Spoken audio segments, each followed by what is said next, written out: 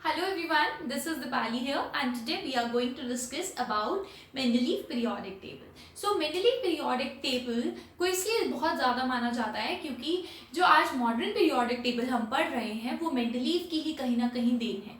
कैसे? क्योंकि ये जो साइंटिस्ट थे जिनका नाम था डिमित्री लिवानोविच मेंडलीव, जो कि एक रशिया के केमिस्ट थे, उन्होंने पीरियोडिक टेबल को बनाया था और इतने अच्छे तरीके से बनाया था कि इनके अंदर इन्हीं टेबल में कुछ मॉडिफिकेशन करके आज हम उसी टेबल को पढ़ रहे हैं। अब इन्होंने किस बेसिस पर मॉडर्न पीरियोडिक टेबल दिया था? इन्होंने मॉडर्न पीरियोडिक टेबल दिया था on the basis of the atomic masses of the elements. इनकी बहुत अच्छी खासियत ये थी कि इनके टाइम पर 63 एलिमेंट्स जो थे वो नोन थे, 63 एलिमेंट्स जाने जाते थे और उन्होंने 63 एलिमेंट्स को स्टॉक कर लिया। और स्टॉक कैसे किया कि उन्होंने एक फाइल बना लिया अकॉर्डिंग टू देयर प्रॉपर्टीज। इनका सबसे इंपॉर्टेंट रोल ये था कि इन्होंने हाइड्रोजन और ऑक्सीजन पर सबसे ज़्यादा काम किया, जिसकी वजह से ये सफल भी हुए, क्योंकि ऐसा माना जाता है कि हाइड्रोजन और ऑक्सीजन बहुत ही ज़्यादा कंपाउंड्स बनाते हैं।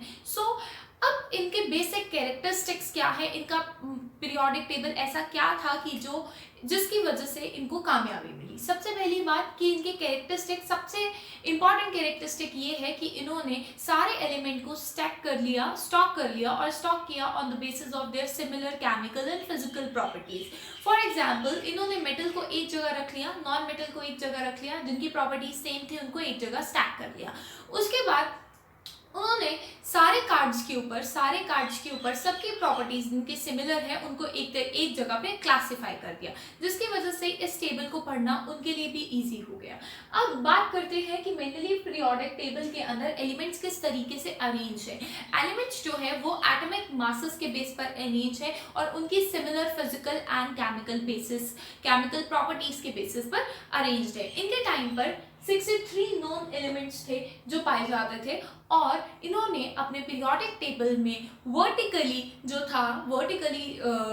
रखे वो उन्होंने ग्रुप्स रखे और हॉरिजॉन्टली जो रखे वो उन्होंने पीरियड्स रखे। और जितने भी ग्रुप्स थे उनकी फिजिकल एंड केमिकल प्रॉपर्टीज जो थी वो सेम थी। ये तो हुई इनकी कैरेक्टरिस्टिक्स की बात। अगर हम बात करें इनकी अचीवमेंट्स की कि ये क्यों सफल हुए, सबसे पहली बात, इन्होंने अपने पीरियोडिक टेबल के अंदर गैप्स छोड़ दिए थे। गैप्स छोड़ने की वजह से इन्होंने ये सोचा कि आने वाले टाइम पे अगर और एलिमेंट्स डिस्कवर होते हैं तो पूरे के पूरे पीरियोडिक टेबल को खत्म नहीं किया जाएगा, न्यू नहीं बनाया जाएगा, उन्हीं टेबल के अंदर न्यू एलिमेंट्स को फिक्स कर दिया जाएगा। तो ये इनकी बहुत ही इजी अचीवमेंट थी, बहुत ही अच्छी अचीवमेंट थी। दूसरी बात है कि जो टेबल बनाए इन्होंने on the basis of physical and chemical properties और उनको एक एक ग्रुप में क्लासिफाई कर दिया, जिसकी वजह से ये पीरियोडिक टेबल और भी ईजी हो गया पढ़ने के लिए। Third thing, grouping of elements on the basis of similar atomic masses. उन्होंने एटॉमिक मासेस के बेसिस पर जैसे जैसे मास इंक्रीज कर रहे हैं, इंक्रीजिंग एटॉमिक मासेस के बेस पर अपना पीरियोडिक टेबल दिया।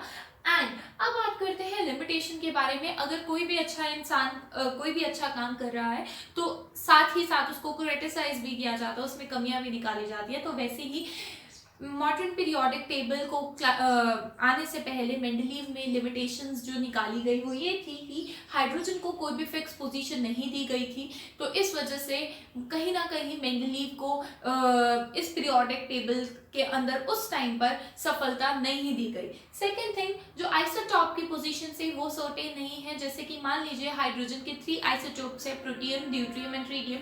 इनके बारे में और बहुत सारे एलिमेंट्स जिनके आइसोटॉप्स होते हैं उनके बारे में भी मेंडलीव ने कुछ नहीं बताया था। Third thing, atomic mass.